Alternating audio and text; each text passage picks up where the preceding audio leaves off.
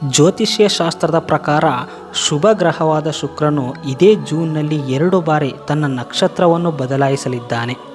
ಶುಕ್ರ ಗ್ರಹವು ಮೊದಲನೇ ಬಾರಿಗೆ 2025ರ ಜೂನ್ 13ರ ರಾತ್ರಿ 9:21ಕ್ಕೆ ತನ್ನ ನಕ್ಷತ್ರವನ್ನು ಬದಲಾಯಿಸುವನು.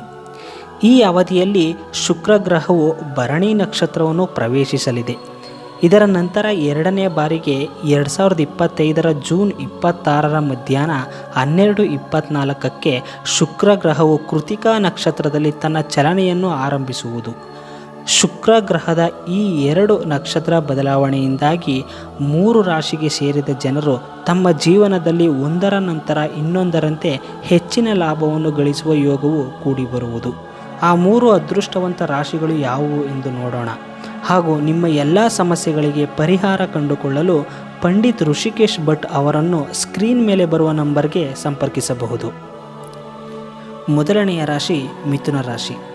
ಜೂನ್ ತಿಂಗಳಲ್ಲಿ ಶುಕ್ರ ಗ್ರಹವು 2 ಬಾರಿ ತನ್ನ ನಕ್ಷತ್ರವನ್ನು ಬದಲಾಯಿಸುವುದರಿಂದಾಗಿ ಮಿಥುನ ರಾಶಿಗೆ ಸೇರಿದ ಜನರು ತಮ್ಮ ಜೀವನದಲ್ಲಿ ಬಹಳಷ್ಟು ಸಕಾರಾತ್ಮಕ ಬದಲಾವಣೆಗಳನ್ನು ಹೊಂದುವರು. ಅವಿವಾಹಿತ ಮಿಥುನ ರಾಶಿಗೆ ಸೇರಿದ ಜನರು ಈ ಅವಧಿಯಲ್ಲಿ ಸುಖ ಸಮೃದ್ಧಿಯಲ್ಲಿ ಹೆಚ್ಚಳವನ್ನು ಕಾಣುವರು. ಸಂಬಂಧಗಳು ಈ ಸಮಯದಲ್ಲಿ ಬಲಗೊಳ್ಳುವುದು ಮತ್ತು ಪ್ರೀತಿ ಹೆಚ್ಚಾಗಲಿದೆ. ಕಠಿಣ ಪರಿಶ್ರಮದ ನಂತರ ಮಿಥುನ ರಾಶಿಗೆ ಸೇರಿದ ಜನರು ತಮ್ಮ ವ್ಯಾಪಾರದಲ್ಲಿ ಹೆಚ್ಚಿನ ಲಾಭವನ್ನು ಗಳಿಸಲು ಸಾಧ್ಯವಾಗುವುದು. ಹೆಚ್ಚು ಆಯಸ್ಸು ಇರುವ ಮಿಥುನ ರಾಶಿಯವರಿಗೆ ಈ ಸಮಯ ಬಹಳ ಉತ್ತಮವಾಗಿರಲಿದೆ. ಹಾಗೆ ಈ ರಾಶಿಯವರಿಗೆ ಧಾರ್ಮಿಕ ಕಾರ್ಯಗಳಲ್ಲಿ ಆಸಕ್ತಿ ಈ ಅವಧಿಯಲ್ಲಿ ಹೆಚ್ಚಾಗಲಿದೆ.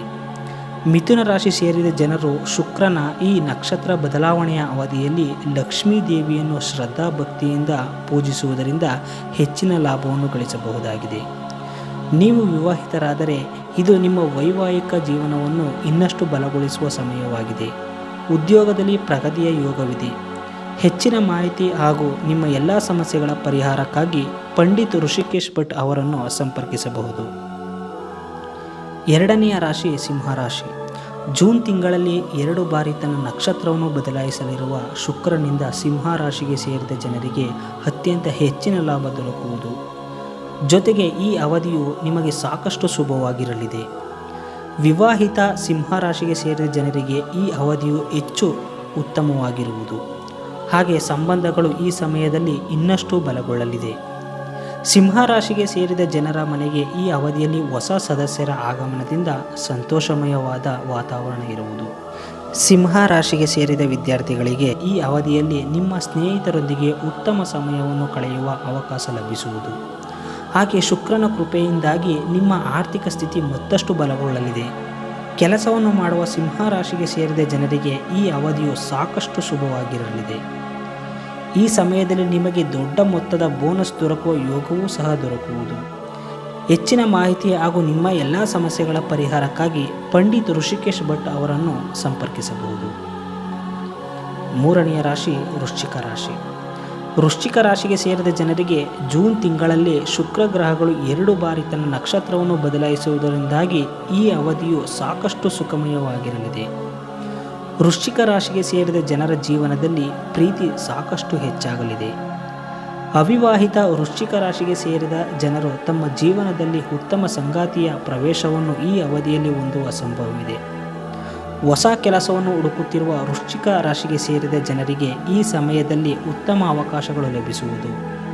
ಹಾಗೆ ವ್ಯಾಪಾರದಲ್ಲಿ ಅತ್ಯಂತ ಹೆಚ್ಚಿನ ಲಾಭ ದೊರಕುವ ಯೋಗವೂ ಸಹ ಲಭಿಸಲಿದೆ. ಈ ಸಮಯದಲ್ಲಿ ನಿಮಗೆ ಹೊಸ ಮತ್ತು ದೊಡ್ಡ ಅವಕಾಶ ದೊರಕುವ ಯೋಗವೂ ಕೂಡ ಲಭಿಸಲಿದೆ. ಹಾಗೆ ವೃಶ್ಚಿಕ ರಾಶಿಗೆ ಸೇರಿದ ಜನರ ಆರ್ಥಿಕ ಪರಿಸ್ಥಿತಿಯಲ್ಲಿ ಸಾಕಷ್ಟು ಬದಲಾವಣೆಗಳನ್ನು ಹೊಂದುವ ಅವಕಾಶ ಕೂಡ ದೊರಕುವುದು.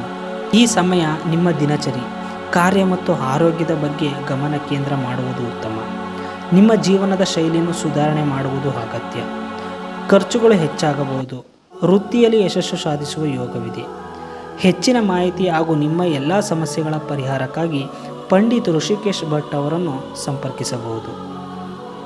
ಮೇಲೆ ಹೇಳಿರುವ 3 ರಾಶಿಗಳಾದ ಮಿಥುನ, ಸಿಂಹ ಮತ್ತು ವೃಶ್ಚಿಕ ರಾಶಿಗೆ ಸೇರಿದ ಜನರಲ್ಲಿ ನಿಮ್ಮ ರಾಶಿಯು ಒಂದಾಗಿದ್ದರೆ ಇದೇ ತಿಂಗಳು ಅಂದರೆ ಜೂನ್ನಲ್ಲಿ ಶುಕ್ರ ಗ್ರಹವು 2 ಬಾರಿ ತನ್ನ ನಕ್ಷತ್ರವನ್ನು ಬದಲಾಯಿಸಲಿದ್ದು, ಮೊದಲನೇ ಬಾರಿಗೆ ಭರಣಿ ನಕ್ಷತ್ರವನ್ನು ಮತ್ತು ಎರಡನೆಯ ಬಾರಿಗೆ ಕೃತಿಕಾ ನಕ್ಷತ್ರವನ್ನು ಪ್ರವೇಶಿಸುವುದರಿಂದಾಗಿ ನಿಮ್ಮ ಅದೃಷ್ಟದ ದಿನಗಳು ಶುರುವಾಗಲಿದೆ.